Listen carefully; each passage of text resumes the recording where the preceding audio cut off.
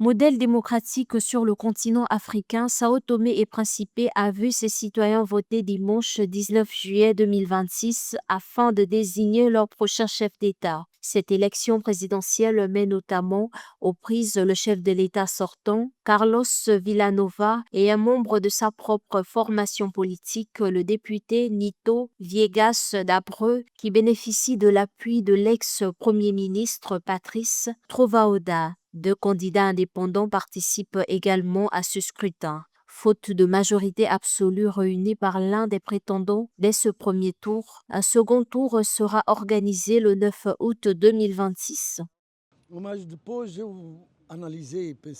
Personnellement, je n'avais pas envie de venir voter. Mais après réflexion, j'ai compris que chaque vote est un vote et un appel à la responsabilité pour celui ou celle qui occupera cette fonction. Puisse le président exercer un contrôle actif et puisse ces 5 années nous apporter l'espoir d'une vie meilleure.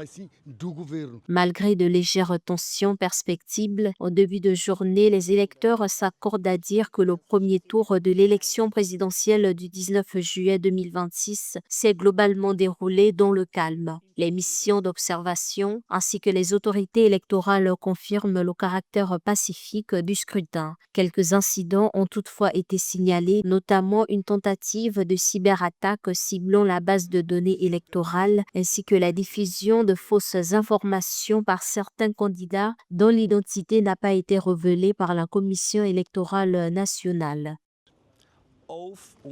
Tout s'est déroulé dans le calme, la sérénité et de manière ordonnée. Notre équipe a suivi les opérations dans plus de 42 bureaux de vote et observé 54 assemblées électorales depuis leurs ouvertures, du scrutin auquel j'ai personnellement assisté dans plusieurs bureaux.